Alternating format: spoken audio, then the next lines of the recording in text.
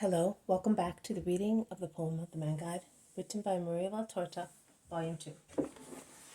Chapter 242, Part 1, In the House of Cana. In the House at Cana. 4th August, 1945. In the house at Cana, the rejoicing for Jesus' arrival is little less than it was at the miraculous wedding. There are no players, no guests. The house is not adorned with flowers and evergreens. There are no tables laid for many guests, nor any steward near the sideboards, and the stone jars full of wine.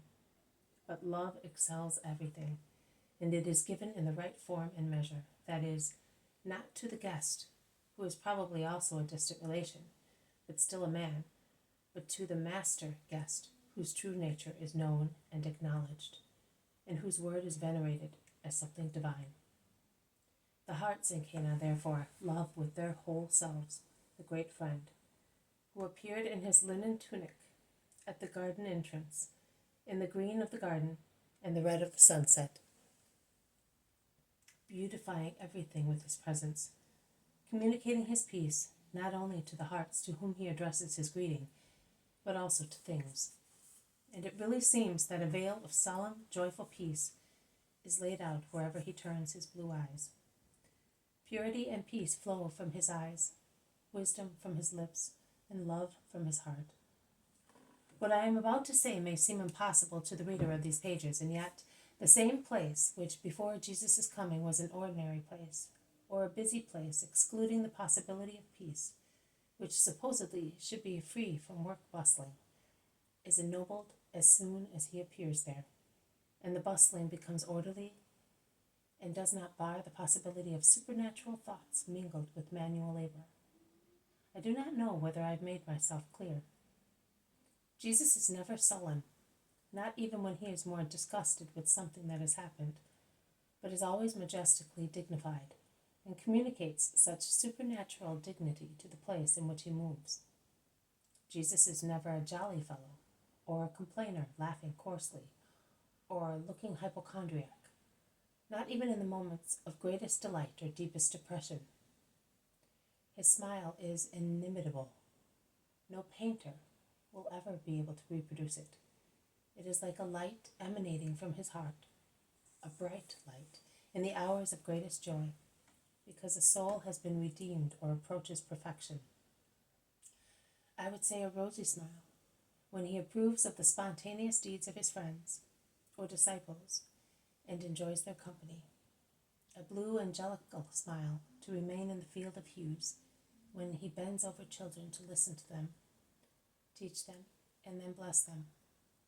A smile mitigated by piety when he looks at the miseries of the flesh or of the spirit, Finally, a divine smile when he speaks of his mother. When he speaks of his father or mother, or looks at or listens to his most pure mother.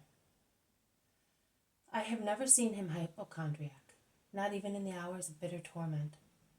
During the torture of being betrayed, during the anguish when he sweated blood in the spasm of his passion, if melancholy overwhelmed the sweet refulgence of his smile, it was not sufficient to cancel the peace, which is like a diadem shining with heavenly gems on his smooth forehead, and enlightening his divine person. Neither have I ever seen him indulge in immoderate merriment. He is not averse to a hearty laugh when the case demands it, but he immediately resumes his noble serenity. But when he laughs, he prodigiously looks younger, to the extent of looking like a 20-year-old man, and the world seems to blossom through his lovely, hearty, loud, melodious laughter. Neither can I say that I have seen him do things hurriedly.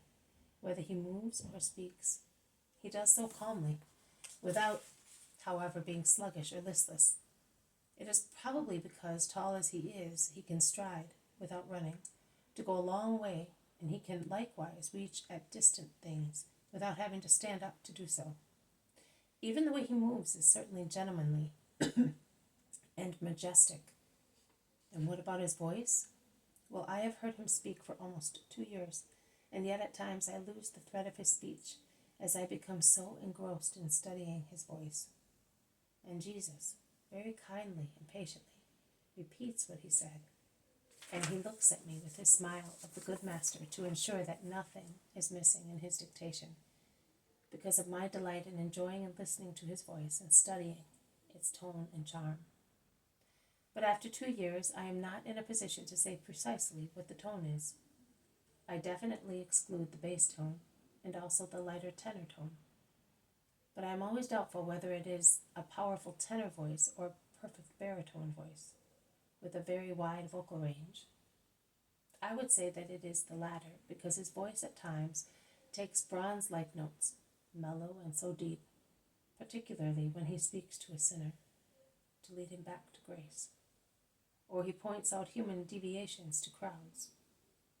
But when he analyzes or condemns forbidden things, or he shows the hypocrisy of men, the bronze notes of his voices become clearer, and they are as sharp as the peal of thunder when he imposes the truth or his will, and they vibrate like a sheet of gold struck with a crystal hammer when he sings the praises of mercy or exalts the work of God.